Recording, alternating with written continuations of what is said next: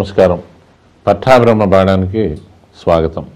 ఒక్కోసారి పెద్దలు కొన్ని అసందర్భపు ప్రకటనలు చేస్తూ ఉంటారు.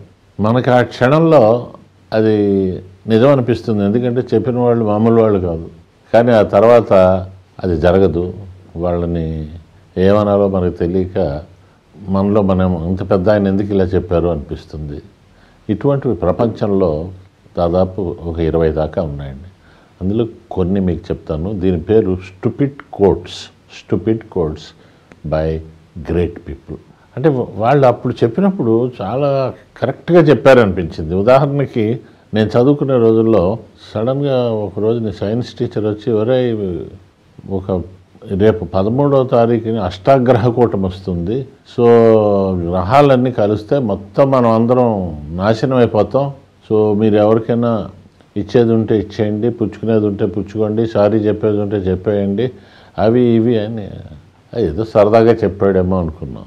ఇంటికి వెళ్తే ఇంట్లోనూ అదే అన్నారు. ఒక వారం రోజులండి ఊదర కొట్టేసి, అప్పుడు మీడియా ఇంత ఎక్కువ లేదు కానీ అప్పటికి మ్యాక్సిమం చేసే అష్టగ్రహ కూటమి వస్తుంది అని ఏడవడాలు, అందరూ కలిసి ఉండడం, కలిసి పడుకోవడం, కలిసి కౌగిలించుకొని పడుకోవడం, చచ్చిపోతామేమో ఎప్పుడైనా అని. ఏమీ జరగలేదండి. ఈ అష్టాగ్రహ కూటమి వస్తుందని చెప్పింది ఎవరంటే చాలా పెద్ద మహామహా పండితులు చెప్పారు. అలాగే స్కైలాబ్ కూలిపోతుంది, ఇళ్ల మీద పడిపోతుంది, చాలామంది చచ్చిపోతారని చెప్పారండి. వీళ్ళందరూ కూడా లెక్కలు క్యాల్కులేషన్స్ వేశారు. ఆ డ్యామేజ్ లేదండి. నాకు బాగా తెలుసు, అంటే విన్నాను. నిజాం టైంలో ఒకసారి మూసీ నది పొంగిపోతుంది అని ఒక పుకారు వచ్చిందండి. జనం ఎంత పరుగులు తీశారంటే ఒకరిని చూసి ఇంకోడు ఏదో ఇప్పుడు నాంపల్లిలోనూ లేకపోతే మోజాంజాయ్ మార్కెట్ ఇక్కడ పరిగెడితే ఏదో ఒక దగ్గరలో ఉంది మూసీ అని. ఈ సికింద్రాబాద్లో అక్కడ ఇక్కడ మొత్తం చుట్టుపక్కల పరుగులు మూటలు కట్టుకుని 2 రోజుల తర్వాత నవ్వుకున్నారు. అసలు మూసీ పొంగడం ఏంటి? ఇటువంటివి కొన్ని ప్రకటనలు ఈవేళ నేను మీకు చూపించబోతున్నాను. మొట్టమొదటిది, వీళ్ళందరూ కూడా నేను చెప్పబోతున్న వాళ్ళంతా ప్రపంచంలో చాలా పేరు పొందిన మహామహా శాస్త్రవేత్తలు, విజ్ఞానులు. మొట్టమొదటిది కెన్నెత్ ఓల్సెన్ అనే అతను. ఈయన president and founder of digital equipment corporation. 1977లో ఆయన ఇచ్చిన స్టేట్మెంట్ ఏంటంటే, there is no reason for any individual to have a computer at home. అసలు ఇంట్లో కంప్యూటర్ అంటే ఒక ఆఫీస్కి అంతా ఒకటి ఉంటే చాలు కంప్యూటర్. 1977కి అదే గొప్ప. అదే ఒక కాలేజీకి ఒకటి, ఒక ఆఫీస్కి ఒకటి, అంతకన్నా అవసరం ఉండదు. ఇదంతా టైం వేస్ట్. ఇది ఇక అందరూ దాని మీద కూర్చుంటారు, బొమ్మలు అవి చూసుకుంటారు ఇవి చూసుకుంటారు అని ఇచ్చాడు. చూడండి, అది కానీ నిజమని నమ్ముంటే ఆయన, ఎందుకంటే తక్కువడు కాదు ఆయన, ప్రొడక్షన్ ఆగిపోయి ఉంటే ఏమై ఉండేది చూడండి. కంప్యూటర్స్ చేయడం మానేసి ఉంటే 2 ఏళ్లకే అది ఒక ఇర్రేషనల్ అండ్ మీనింగ్లెస్ స్టేట్మెంట్ అని తెలిసిపోయింది. ఇది ఒక స్టూపిడ్ కోట్. రెండో స్టూపిడ్ కోట్ ఏంటంటే, airplanes are interesting toys but not for any military use. ఇది మిలిటరీకి పనికిరావు.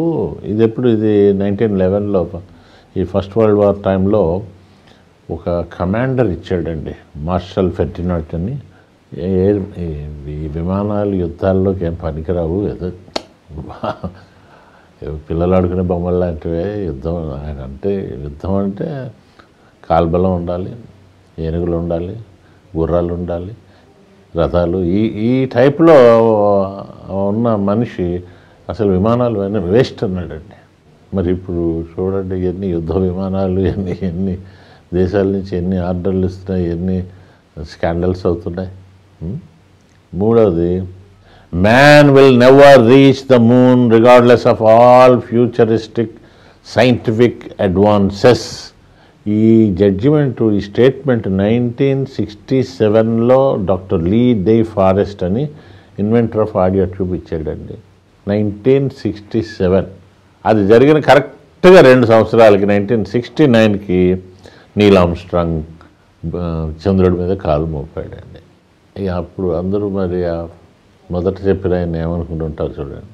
ఎప్పుడు కూడా గుర్తుపెట్టుకోండి, మనం ఏదైనా చెప్పదలుచుకున్నప్పుడు చాలా కొన్ని లౌక్యంగా చెప్పాలండి.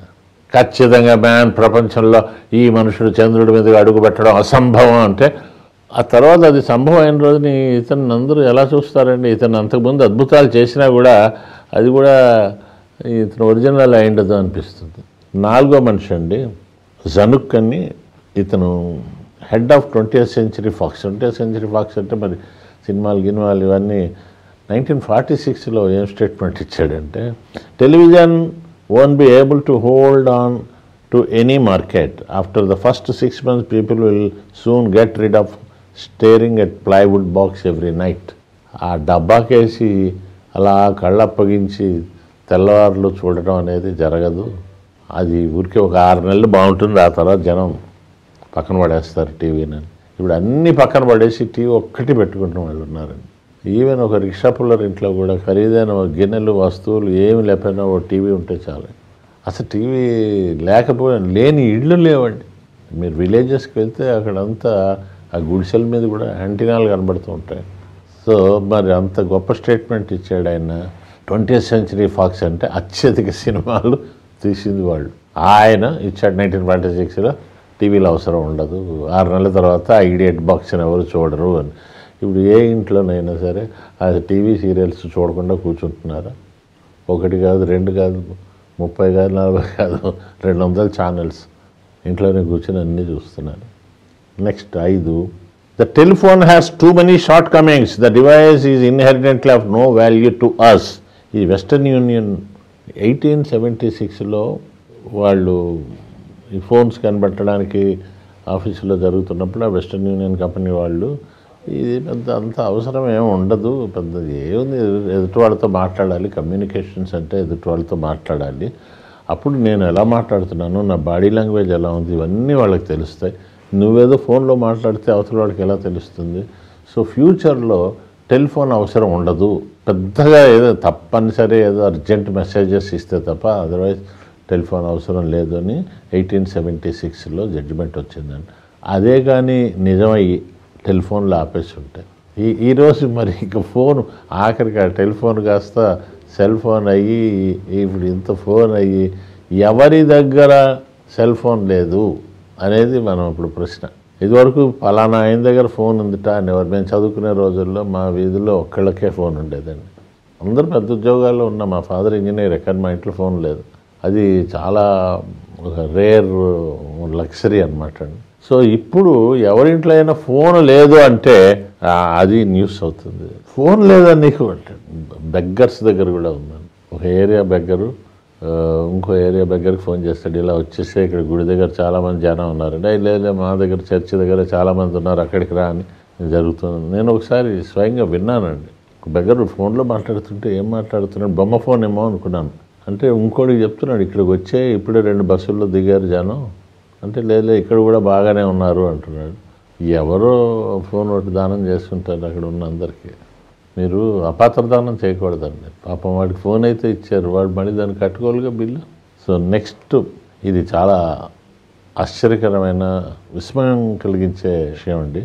టోలమీ అని ఒక ఈజిప్షియన్ శాస్త్రవేత్త, ఖగోళ శాస్త్రవేత్త, ఆయన ఏమన్నాడంటే the earth is the centre of the universe అన్నాడండి. The earth is the centre of the universe అంటే ఈ భూమి చుట్టూ భూగోళం అంతా తిరుగుతుంది అంటాడండి. భూమి చుట్టూ సూర్యుడు తిరుగుతున్నాడు, వాడు తిరుగుతున్నాడు, వీళ్ళు తిరుగుతున్నారు. ఆ టోలమీ అనే అతను అంటే మరి వాళ్ళు అతను ఏం చెప్తే అది ఆ రోజుల్లో చాలామందికి అది టోలమీ పేరు పెట్టుకునేవారు, టోలమీ టోలమీ టోలమీ అని. తర్వాత కోపర్నికస్ వచ్చి నాన్ సెన్స్ కాదు, సూర్యుడి చుట్టూ భూమి తిరుగుతుంది అన్నాడు. గెలీలియో అన్నాడు. వాళ్ళని తన్నేరు, కొట్టారు. టోలమీ లాంటి వాడు చెప్పాక నువ్వే వాడివి అని. చివరికి అల్టిమేట్గా శాస్త్రం ప్రూవ్ అయింది, టోలమీ చెప్పింది తప్పు అని. అప్పుడు జరిగింది ఏంటో తెలుస్తుందండి, చాలా ఆశ్చర్యకరమైంది. ఇతని పేరు పెట్టుకున్న వాళ్ళందరూ సిగ్గుపడి ఆ పేరుని తీసేశారు. కొందరు family నేమేనండి Ptolemy, PTOLOMY, right, Ptolemy తీసి పడేశారు. ఇది 2nd century స్టోరీ అనుకోండి. నెక్స్ట్ 7 చాలా సెన్సేషన్. ఇది కానీ జరుగుంటే అసలు ప్రపంచం ఎలా ఉండేదాన్ని ఆశ్చర్యం కలుగుతుంది. Everything that can be invented has already been invented. ఇంకా కొత్తవేమి కనబెట్టగల మహాశయ చాలా అయిపోయాయి. 1899లో చార్లెస్ డ్యూయల్ అని US కమిషనర్ ఆఫ్ పేటెంట్స్ అండి ఒక బుక్ రిలీజ్ చేశాడండి. చాలు చాలు చాలు చాలా వచ్చేసాయి, ఫోన్లు వచ్చాయి, రేడియోలు వచ్చాయి, అవి వచ్చాయి, ఇవి వచ్చాయి, వైర్లు, ఇంకా చాలు, ఇంకా కనబెట్టకండి అన్నాడు. 1900 సంవత్సరం వచ్చేసరికి ఇంకా ఇంకా చాలు, అన్నీ ఉన్నాయి.